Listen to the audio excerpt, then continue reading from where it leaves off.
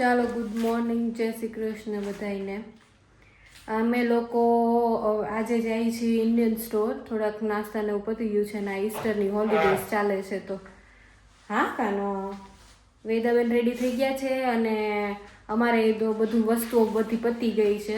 Rice ને એવું બધું લેવાનું છે, નાસ્તા પતી ગયા છે, રાગી ને એવું થોડુંક બધું વેદાનું ને એવું નાસ્તા થોડાક લેવાના છે, ડાળિયા ને એવું. એ તો આંટો મારી આવીએ અને ફ્રેશ વેજીટેબલ્સ લેતા આવીએ એટલે એક રાઉન્ડ એ થઈ જાય. અને અનફોર્ચ્યુનેટલી વેધર આ 4 દિવસ પૂરતું જ વાદળ બતાવે છે. જેવી હોલિડેઝ પતે છે ને એવું જ 20-22 ડિગ્રી બતાવે છે, ફૂલ સની બતાવે. ખબર નહીં શું મંજૂર છે આ વેધરની રીતે. અને વેદાબેનને છે ને શરદી ઉધરસ, હજી શરદી તો નથી પણ ઉધરસ છે. પણ હવે ઉધરસ સામે થોડુંક લપડી હોય, કોઈ વાતે જાય નહીં એટલે એમ ખાઈ બાઈ લે છે એટલે કંઈ વાંધો નથી. દવાખાને બતાવ્યા હતા કે કંઈ વાંધો નથી, એમ દવા ચાલુ રાખો. તો હનીને એવું પાઈ છે અને દવા ચાલુ છે એની હુસ્ટન સિરપ આવે ને ઉધરસની સિરપ આવે એ. બાકી મને ઘણું એમ સારું છે. કાનનો ઇસ્યુ થોડોક છે, એ બ્લોક હજી છે જ તે, તો એની અલગ દવા આપી હતી. પાછી મને ગઈ હતી ને હમણાં તો બતાવવા તો કે એ લ્યો એનાથી સારું થાય તો ઠીક છે, નકર પછી ENT પાસે કાનના ગળાના ડૉક્ટર પાસે મોકલીશ. એ તમને સોલ્યુશન આપશે જ કંઈક ને કંઈક, બીજી કોઈ મેડિસિન આવે એને. તો એવું અપડેટ છે અત્યારે હેલ્થની. તો ચાલો બાકી ત્યારે નીકળીએ હવે રેડી થઈને. કેવી દોયડી જો મને ભાળીને, દૂરથી ભાળી ગઈ ને કે મામા મામા મારો દીકો દોયડો આમ જોઈને ચાલવાનું. હાલો હાલો હાલો હાલો, ભાગો ભાગો ભાગો ભાગો ભાગો ભાગો. નીચે જોઈને નો હાલો. એ બેલેન્સ બેલેન્સ બેલેન્સ. હાલો હાલો હાલો હાલો હાલો. ગીટેશોન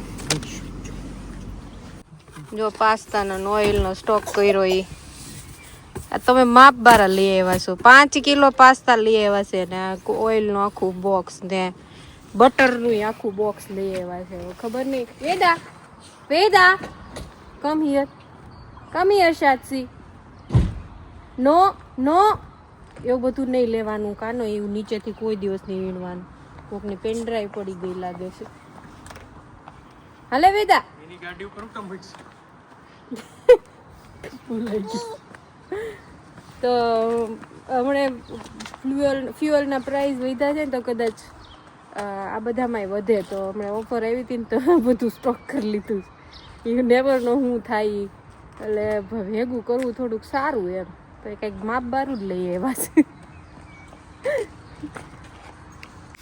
અહીંયા હાળું ટ્રસ્ટ એટલે ન થાય કેમ કે જેવા ન્યૂઝ આવ્યા ને યુદ્ધના ને બધાને ઓલા હવે શું કહેવાય પેટ્રોલનો ને એ બધાનો ડીઝલનો એ બધાનો ઇસ્યુ થશે એવા જ જર્મનીમાં કંઈક 1.50 યુરો હતા લીટરના ભાવ. એ સીધા તે 2 યુરો થઈ ગયા. ને ડીઝલ નોર્મલી સસ્તું હોય પેટ્રોલ કરતાં, એ ડીઝલ 2.25 જેવું થઈ ગયું હતું. અત્યારે પેટ્રોલ 2.18 પહોંચી ગયું છે. તો એટલે ટ્રસ્ટ નો આ લોકો પાસે મતલબ એટલું નહીં હોય જેમ કે ઇન્ડિયામાં 50 દિવસનું તો એટલીસ્ટ ફ્યુઅલ હતું અને ગવર્મેન્ટે કીધું હતું ત્યાં સુધી તો નહીં જ વધે એમ. 50 દિવસનું ઓલું સ્ટોક છે. મને એમ થાય આ લોકો પાસે કાંઈ નહીં હોય એવું તો ડાયરેક્ટ એ લોકો એટલા વધારી દીધા. હવે પેટ્રોલના ભાવ વધ્યા એટલે ઓબ્વિયસ છે કે ડે ટુ ડે લાઈફની બધી વસ્તુના પ્રાઇસ વધવાના જ છે આજ નહીં તો કાલ. એટલે આપણને એમ થાય કે કરી લઈએ જે થોડું ઘણું તમારે એમાં ફાયદો થયો હોય.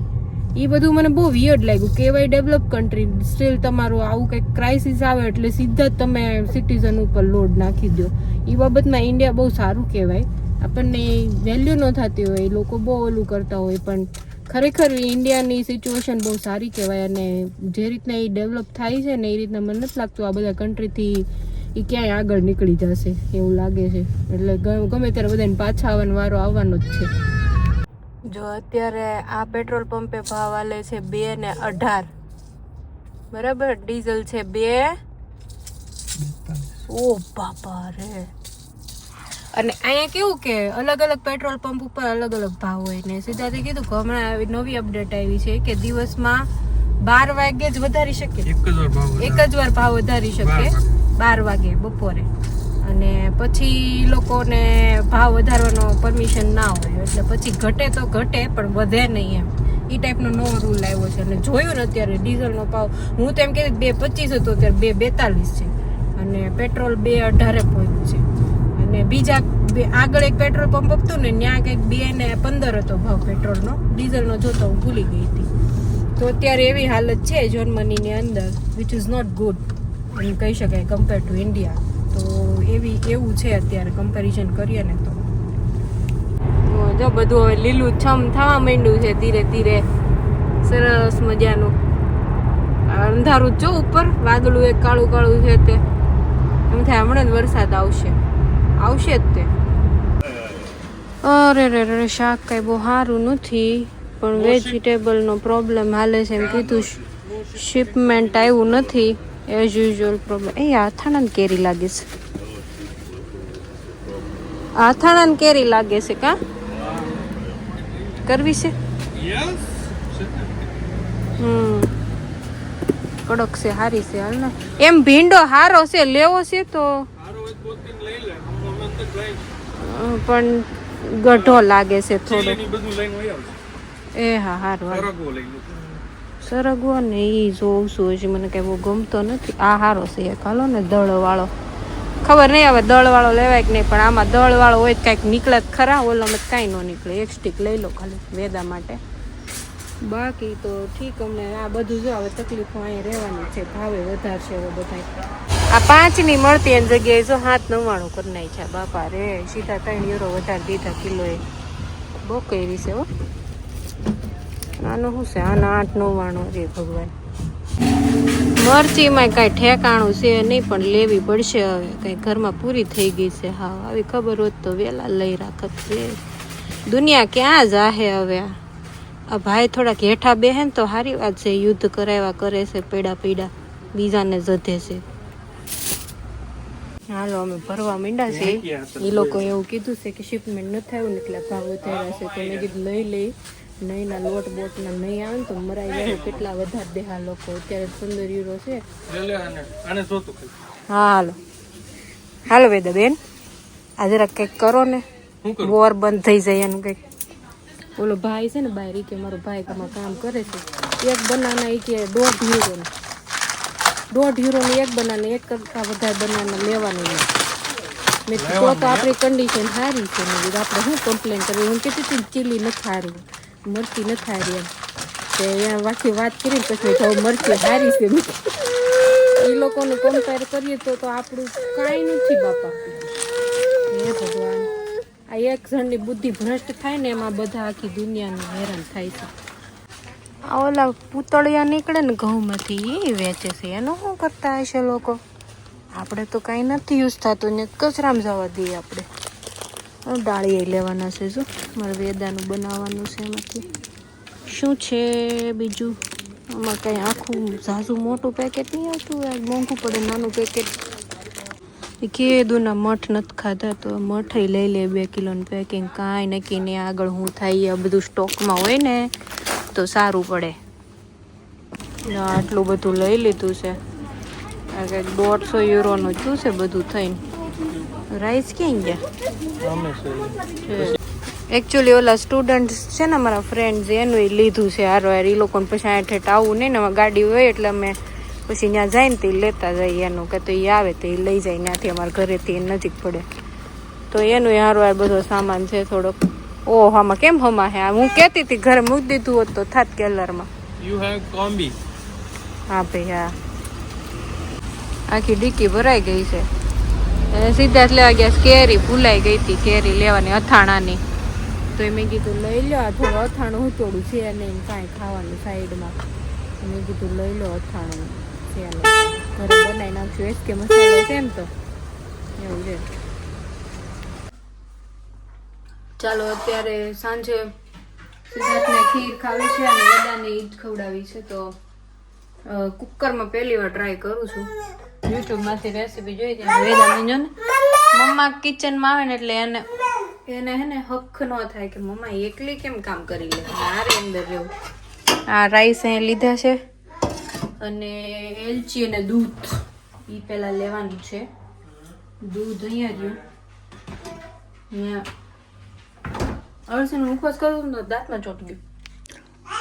ચાલો આમાં અંદર મેં 3 એલચી સાણસેથી પીચીને નાખી છે. પીચીને શું કહેવાય? ચેપીને. હા, અને આ થોડાક ચોખા છે ને ધોઈને નાખી દીધા. જો આટલા ચોખા લીધા છે, અંદાજે એક મોટી મુઠ્ઠી હશે. પછી આમાં દૂધ નાખી દઈએ. આવડું આ 3.5નું છે. થોડુંક મને એવું રેસીપીમાં નહોતું લખેલું, મતલબ બતાવેલું, પણ હું નાખું છું થોડુંક ઘી. મને એવું લાગે છે કે સારું લાગશે. ઓમાં ઢોરાણું નીચે. ઓ બાપરે. હા, તો એ નાખી દીધું. અને હવે દૂધ કેવું કે આપણે રાઈસ બાફતા હોય ત્યારે નાખીને એટલું થોડુંક જ નાખવાનું. રાઈસ જેટલા બફાય ને એટલું. મને એમ થાય છે મેં ઘી તો નાખ્યું છે, પણ આ સીટી વાગે તો ચીકણું ન થાય તો સારી વાત છે. જો હું રિવ્યૂ આપીશ નાખું કે નહીં ઘી, પછી નાખી શકો. પણ હવે ઠીક છે, હવે આને બંધ કરી દઈએ અને 2-3 સીટી પાડવા દઈશું. કેમ કે અમારા આ કુકરમાં ફટાફટ પડે છે, એટલે 2-3 સીટી તો હું લગાડીશ જ તે. અને બાકી ઘીનું આગળ કહું કેમ થાય. નાખી દીધું પછી રિયલાઇઝ થયું કે કુકરમાં બાફવાના સીટી વાગશે તો અંદર ઉડે નહીં. થારું શું છે તમારે? હે? હા, શું કામ છે? હારો હાર મમ્માની હારો હાર હોય. ચાલો હવે આ કામ થાય છે ત્યાં હું વાસણ છે એ સવારના ભેગા થયા છે, તો એ પહેલા ફટાફટ કરી નાખું એટલે પછી ઉપાધિ નહીં કાંઈ. ગડબડ હો ગઈ રે બાબા. ઓપ્સ, આ જો ઘી બધું બહાર આવ્યું છે, તો મહેરબાની કરીને કોઈ ઘી એડ ના કરવું જો આ રેસીપી ફોલો કરો તો. ચાલો ત્યારે ભાત બફાઈ ગયા છે, એટલે થોડાક બેસી પણ ગયા છે, બટ ઇટ્સ ઓકે. પહેલી વાર કર્યું હતું એટલે નેક્સ્ટ ટાઈમ હવે થોડુંક દૂધ વધારે રાખશું, બરાબર. અને હવે આમાં આપણે દૂધ એડ કરી દઈશું. તો હવે આમાં એડ કરશું આપણે દૂધ. પછી આમાંથી હું થોડીક સાઈડમાં લઈ લઈશ. હા મમ્મા. અને એમાં એકમાં ખજૂર એડ કરીશ, વેદાનામાં, અને ડ્રાયફ્રૂટ નો પાવડર, કેમ કે એના આખા ડ્રાયફ્રૂટ નું હાલે. અને પછી હું એડ કરી દઈશ શુગર. આ સિદ્ધાર્થને ખાવું છે એમાં. હા, મને એમ થાય છે કે આ નીચે બેસી ગયું છે, તો પેન બદલી નાખું. એવું કરું તો બદલી નાખો. ચાલો, અહીંયા વેદાની સાઈડમાં કાઢે 2 ખજૂરની પેશી નાખી દીધી છે નીચે, અને કાઢી લીધું છે, ઉકળી ગયું છે. તો હવે આમાં કાજુ બદામનો ભૂકો થોડુંક નાખી દઉં.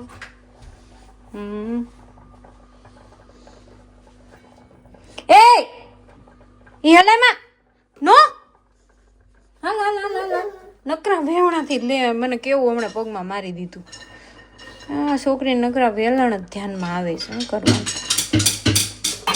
હાલો તો પપ્પા મિક્સ કરી દો. તો આમાં નીચે ખજૂરની પેશી છે ને, જરાક પેશી નાખજો. આને પોચી જ છે, મિક્સ થઈ જાય. ચમચીથી કરશો ને ભેગા નાઈ. આ સાઈડ બને છે, એમાં કાજુ બદામ હજુ નાખવાના છે સિદ્ધાર્થને. ટુકડા નાખું ને તો પછી આને અઘરું પડે થોડુંક ખાવામાં, કડક હોય એટલે એનામાં ભૂકો નાખી દીધો ને. હવે આમાં એડ કરી દઈશ કાજુ બદામ ને શુગર.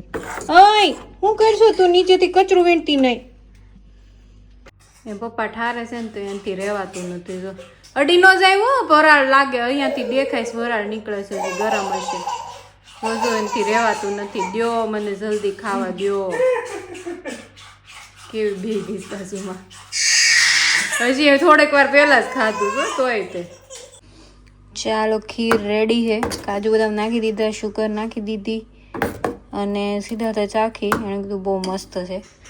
કેદુનું ખાવું તું કે મારી ક્રેવિંગ આજે સેટિસ્ફાય થશે. અને અહીંયા જો બેન ઉપાડવા જ માંડ્યા. Very good.